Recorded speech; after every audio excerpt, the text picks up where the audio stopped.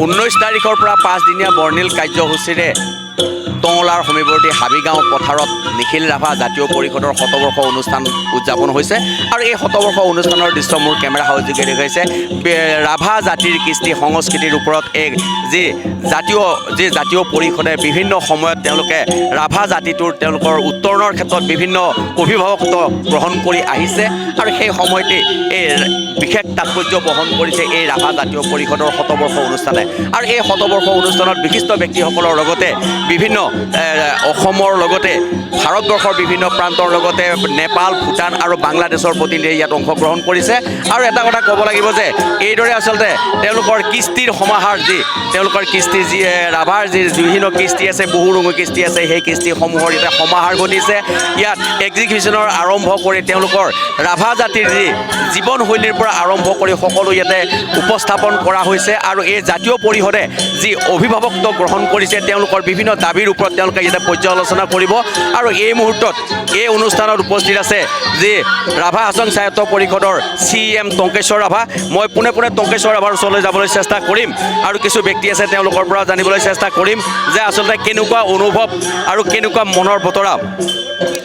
দাদা কি ক'ব যিহেতু ৰাভা জাতীয় পৰিষদে বিভিন্ন সময়ত অভিভাৱকত্ব গ্ৰহণ কৰি আহিছে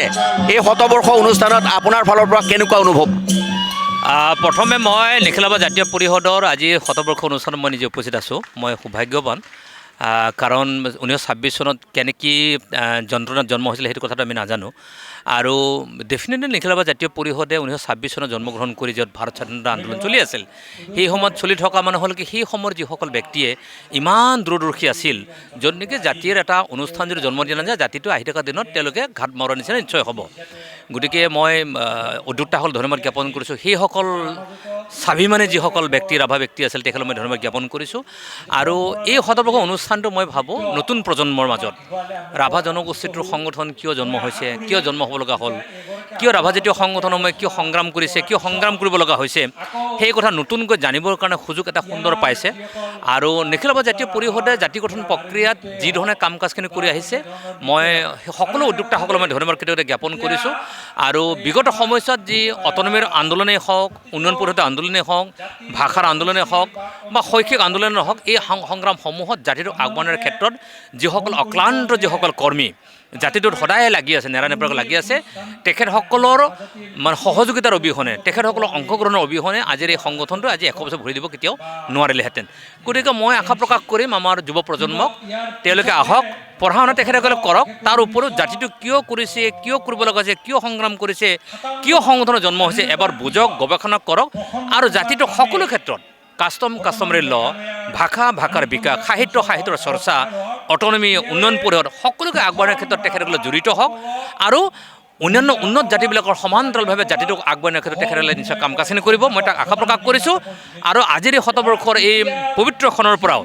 অসমৰ মুখ্যমন্ত্ৰী ডাঙৰীয়াৰ প্ৰতি মোৰ আহ্বান থাকিব জনগোষ্ঠীটোৰ যথেষ্ট আমাৰ মানুহৰ সংখ্যা কম আমাৰ ইয়াত কায়িকভাৱে মানুহৰ সংখ্যা কম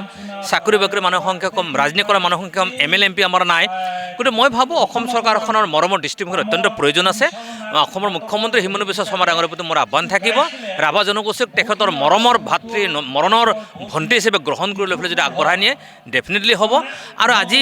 BDCৰ মাজমজিয়াৰ ঘটনা হৈ আছে গতিকে হাগ্ৰামা মহিলা ডাঙৰীয়াৰ প্ৰতি মোৰ অনুৰোধ থাকিল তেখেতক সুন্দৰভাৱে নিশ্চয় BDCবাসী সকলো ৰাইজক মৰম তেখেতে কৰেও ৰাভা জনগোষ্ঠীক মৰম স্নেহ কৰে তেখেতসকলে BDCখন শক্তিশালী কৰক তাৰ প্ৰতি মোৰ আশা থাকিল আৰু এনেকুৱা এটা সুন্দৰ পৰিৱেশৰ মাজত জড়িত হ'ব পায় মই নিজকে ধন্য মানিছোঁ আৰু আহি থকা দিনত মই ভাবোঁ নিখিল ৰাভা জাতীয় পৰিষদে জাতিটোৰ হৈ সদায় ভালদৰে কাম কাজ কৰি থাকক আৰু জাতিটোৰ কাৰণে তেখেতে মোধাকতা হৈ থাকক মই তাকে কামনা কৰিছোঁ যিহেতু আপোনালোকে গোৱালপাৰা ৰাভাখিনিৰ এটা এক্সট্ৰা তেওঁলোকৰ সা সুবিধা আছে কিন্তু বাকী যি ছেটেলাইট ছিষ্টেমটোৰ কথা কোৱা হৈছে এই ক্ষেত্ৰত এই জাতীয় পৰিষদৰ কি ভূমিকা হ'ব বা কেনেকুৱা পৰ্যালোচনা কৰা হ'ল এই অধিৱেশন ডেফিনেটলি ইতিমধ্যে প্ৰতিনিধি সভাসমূহত নিশ্চয় চৰ্চা হৈছে ইয়াত ধৰ্মৰ কথা চিন্তা চৰ্চা কৰিছে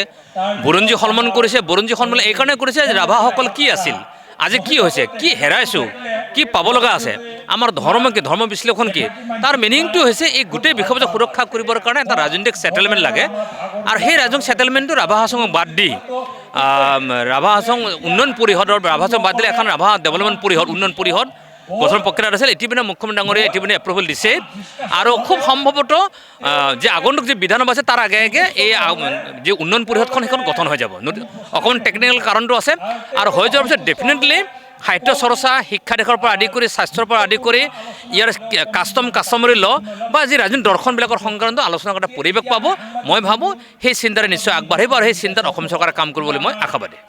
মোৰ লগত এই মুহূৰ্তত পাৰিষদ ৰতন ৰাভা আছে যিটো মনোনীত সদস্য কি ক'ব ৰাভা জাতীয় পৰিষদৰ আজি শতবৰ্ষ অনুষ্ঠান উদযাপন হৈছে টঙলাত গতিকে যিহেতু আপোনালোকৰ বিভিন্ন সমস্যা আছে সেই সমস্যাসমূহ সমাধানৰ ক্ষেত্ৰত কেনেকুৱা পৰ্যালোচনা কৰিলে ইয়াত নিখিল ৰাভা জাতীয় পৰিষদে তেওঁলোকৰ বিশেষ সভাৰ জৰিয়তে ৰাভাসকলৰ শৈক্ষিক সামাজিক অৰ্থনৈতিক দিশৰ ওপৰত গুৰুত্ব আৰোপ কৰি পেলাই আলোচনাবিলাক আৰম্ভ কৰিছে আৰু ইয়াত নতুন সমিতিক তেখেতসকলে ইতিমধ্যে দায়িত্ব অৰ্পণ কৰিছে আৰু আশা কৰিছোঁ এই শতবৰ্ষ অনুষ্ঠানৰ জৰিয়তে ৰাভাসকলৰ ভৱিষ্যত প্ৰজন্মৰ